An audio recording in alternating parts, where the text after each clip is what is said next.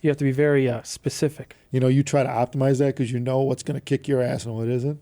All huddled around this thing, and they're all so excited about it.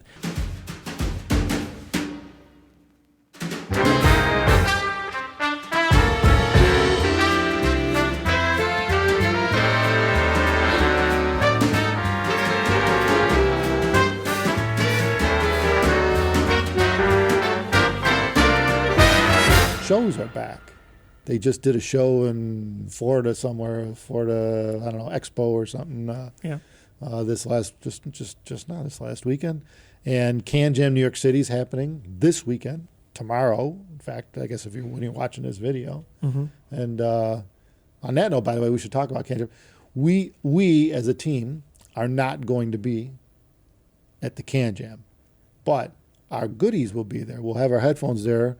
We're considered a partner with Woo Audio's room, so our stuff's in with Woo Audio's room, and Mike and Jack there will be taking care of our goods, which they know of them very well.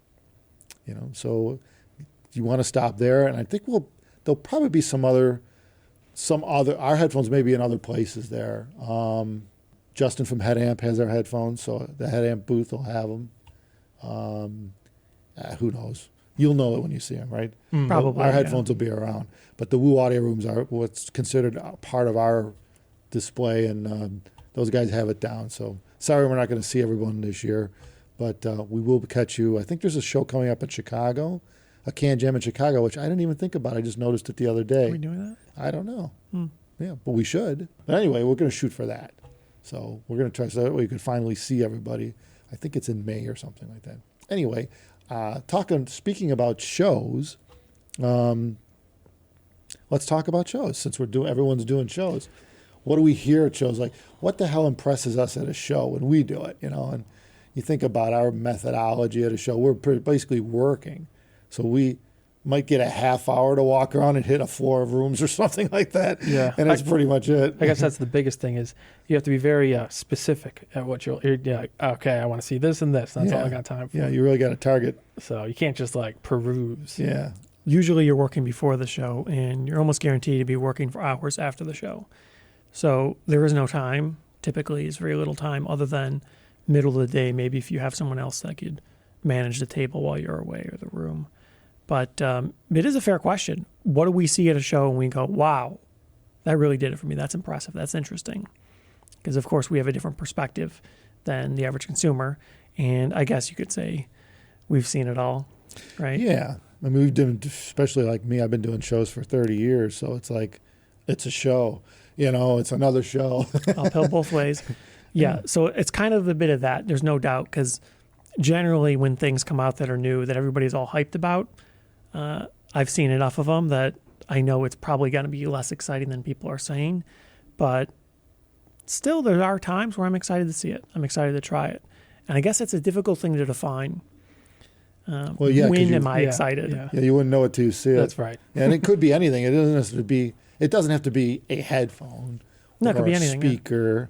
Yeah. It could be anything. Like, oh, that's cool. I mean, sometimes people have cool booths. Yeah. They have nice little demos and stuff like that. Setup. True. It's like it's a nice setup. Or the way they decorated the room. Right. You walk in and go, that's a nice job in here. Mm-hmm. Right. You get draperies all the really way does around. It for you. Nice lighting. Yeah. Because you know the effort that goes into that kind of thing. Oh, yeah, absolutely. Yeah. First of all, you got to ship all that stuff there usually or rent it. And then you got to set it up and make it look good. That's the hardest part, And, and you're doing all that while you're hooking all the gear up and getting that ready to go and making sure it works before the next day when the show starts. When you just got off a plane, you're like, Yeah. Yeah, right. Yeah, depending on how far away you had to fly. Munich's like that. Munich's rough because you go you there. Land, it's in the morning. You were up all night basically. You got 2-3 hours flying to Germany from the U.S. and I'm sure Asia's just as bad coming from Asia to Munich. It's about the same. But some people come from Asia to the U.S. for shows, and I'm like, man, how do you even survive that? It's like a 24-hour ordeal, with airport time and stuff like that. Usually they come from anywhere in Asia to the States. And it's like, because you got there's no direct flights. You're going through like, who knows, twice, maybe 2 connectings flights at least. And those people, I feel sorry for them. I mean, but they manage. I mean, I don't know how well they manage, but they kind of look like they're awake the next day. Well, sometimes. I remember, I was 2017 LA Can Jam I went. And yeah, Michael from 11 Audio was there. Oh, And yeah, so he had that problem. And From yeah, Taiwan or he was Taiwan? just struggling to stay awake. He Yeah. was like, you know. yeah. You're like a freaking zombie. Yeah. It's like you probably need to get some sleep. Yeah. You know? Yeah, it takes like a good 24-hour period, a day or so to well, that's not only that, his internal clock is completely backwards. So, but yeah, I mean, but so yeah, that's impressive in the show to see people that can handle that. Yeah, well, he was Think pretty about it. used to it because I mean he did it a lot, Yeah. and you could still tell. Yeah, he definitely was. I hit guess by it just depends on like, when your flight out, when you leave, what time of day, what flight you can get. You try to optimize that because you know what's going to kick your ass and what isn't. Somewhat unrelated, but I did find it quite interesting on the handful of occasions that I spent time with a larger group of people after the show, and we're talking like well after the show. It's surprising how often these people are very different people at the show than they are after the show, Yeah. which I always thought was strange because I'm not any different. Yeah, we pretty much are the same no Right. matter what. But it turns out some people, they're actually like salesy, I guess. Oh. And after the show, they're not. I always thought that was a They little like curious. lose the French accent when they go French accent. Well, I don't know about that. No, or whatever. The German accent, could be any accent, it's not quite what I was going for, I but gotcha. sure. Yeah. Yeah. Yeah. I But agree. in terms of like products and stuff like that, usually what I look for in a product is something that's unique or novel, interesting. And this is more from like a technical perspective. So I'm looking more at how it's manufactured, the manufacturability, the design, and things like that, the materials used. And it's very uncommon to see something that's actually done differently. Usually things are pretty much done the same. And maybe it looks a little different, it's styled different, but it's the same methodology, the same production method, same fabrication. And you could see how this product was derived from a prior product. So it really isn't so much a radical new concept as a minor evolution. Yeah, there's a lot of black boxes in the world, and to a lot of people, to us, they kind of all look the same. They Yeah. have different connectors and maybe they have different remotes, but it's a black box. I always look at the hows and the whys. Yeah. Why is this thing made like that? How is it made like that? Yeah. And that's Why does it true. look I like mean, when that? you see someone that has, particularly if they have really nice industrial design with some of the gear, like, I think it's Metaxas makes these really cool reel-to-reels. You see these things? They're like 80 grand or something. Yeah. Completely made from scratch, machined out of aluminum, different colors, and wild-looking reel-to-reels, So it's like an art piece and an audio Yeah, piece. I mean, really cool looking. You can't help but appreciate something like that, because it takes the typical black box to a whole different level. When you see the art side of it added. Yeah, into I it. guess it's mainly the stuff you normally don't see, like those giant horn systems and stuff. That's like, Yeah. wow, look at that. How did they even fit this in this room? Yeah, Yeah. right. Anything that's extreme, I Right. guess, Yeah. is interesting Much because less molding the horns. Yeah, well, I guess it's just kind of interesting to see that this product exists and maybe there's actually a market for it. Because that's not really as obvious as people would think. Somebody making like an $80,000 speaker or whatever, it isn't just like a walk in the park. It's a big ordeal. So to see somebody actually marketing it and to see the interest in it, to see what other people are thinking about the product, talking about it and stuff, I find that a little interesting just to see whether or not there is a demand for something that crazy. Yeah, on my side, like when I walk in a room, usually it's an audio show, so you're listening. First thing you do is hear what's playing, and for me to walk in a room and like have something wow me, whatever is playing at the time, is extremely rare.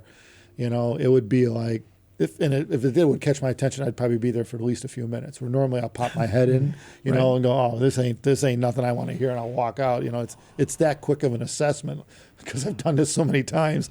It's unfair because maybe they were playing a customer request at the time of blah blah blah. But That's true.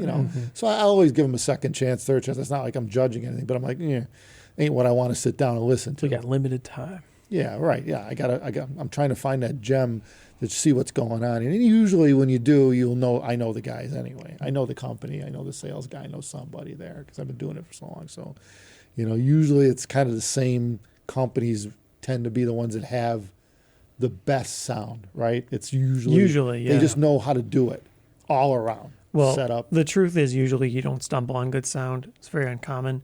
Yeah. Usually you have to know what you're doing. And especially at a trade show, to get good sound with speakers, it's not easy. So usually you see the same people doing it over and over. Yeah. And I guess that is something that I find a little funny, because at a bigger show where time is especially limited, like Munich, there's a lot of rooms. So for me to actually go around and see them all takes a long time. Yeah, and they're spread out. Yeah, so you got to be very, very selective if you actually are exhibiting at that show. You got to be selective over where you spend your time. So most of the time, I spend literally 5 to 15 seconds at most in a room. And a lot of rooms you could just walk by and you could get a general impression within 1 or 2 seconds oftentimes. If you see enough rooms, usually it's pretty straightforward. You get good at it. You Yeah. know? Well, I mean, it comes back to experience again. It's like, well, I've heard their stuff and I liked it before, so this new thing, they probably didn't make it worse, right? So Yeah. maybe I want to hear what they're doing. Yeah, it's very rare to make something worse if you're an established brand and company. But really, I guess the most surprising thing to me is how oftentimes things are not exceptional and people like them. There's products that I see nothing unique in, and people, for whatever reason, like it. I always thought that was curious. You see Yeah. people all huddled around this thing, and they're all so excited about it.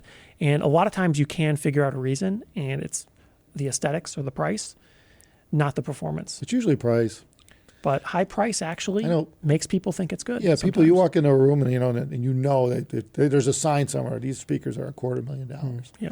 Usually you get a lot of oohs and ahs just because the speakers are $250,000, and they think because of that price point that that's nice. And I mean it is.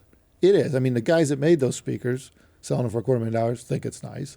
Yeah. And they're selling it. If they make them, somebody must be buying them. You would imagine. So there are people that think that's nice. And I guess that's the thing. I mean, it's kind of like cars. It's like everything, when you think about it, we've talked about this before where, Yeah. there's not just one car that makes everybody happy. Not possible. It's very difficult. Yeah. And that goes for a lot of shit, shirts, clothing, food, you name it. Right. It's the same with audio. People have different tastes. They really do. They come from different backgrounds, different experiences.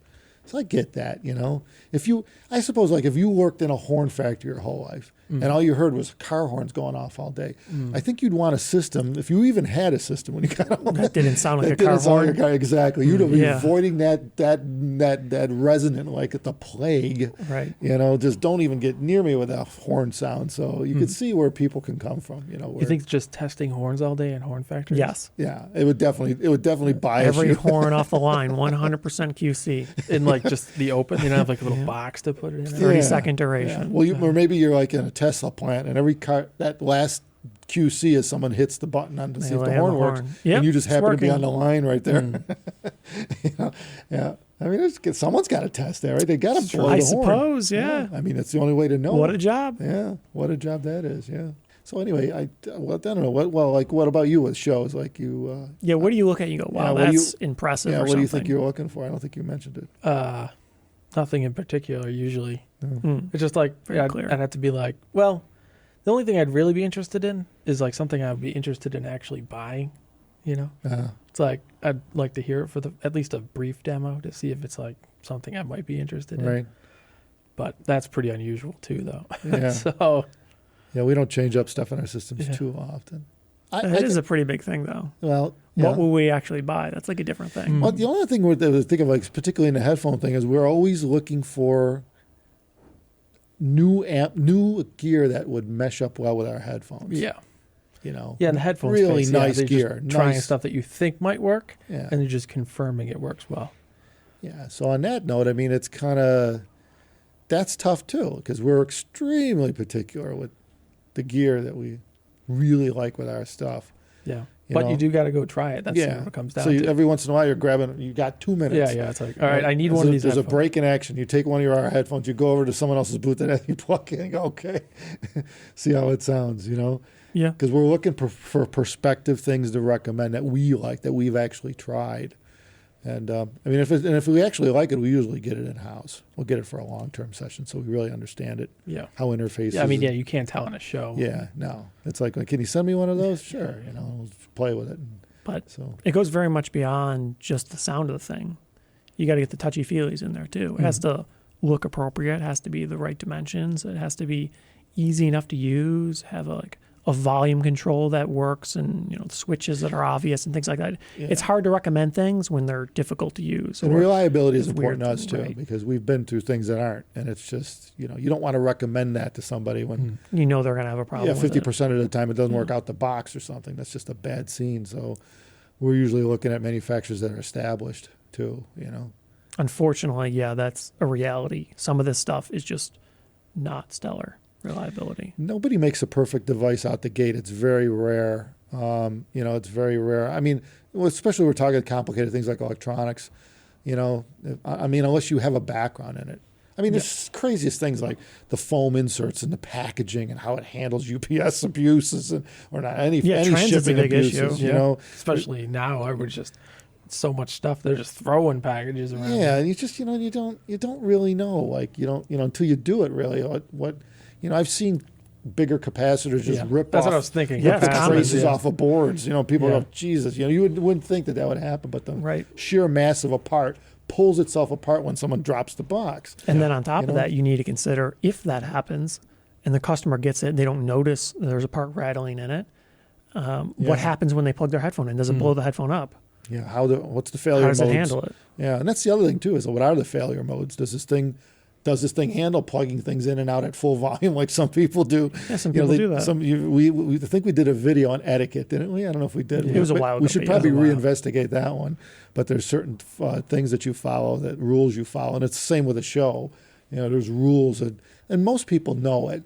But every once in a while, you'll see people that don't. Some guys you'll see when they swap a headphone at our booth, they'll turn the volume down. Yeah, They know. most people. And some people, they just don't care. They're just Yeah. plugging things in. It's like, well, that's not a good thing because how do you know? You could blow a headphone up. You could. There's things you got to know. So, but yeah, that's always nice to see, though. It is nice to see the majority of people. They're considerate at shows, and that's something to mention too. Since people are doing shows now, be considerate of the guys working there. Be considerate of other people. And most people are, but Most people are very considerate. Yeah, the guys in headphones are great.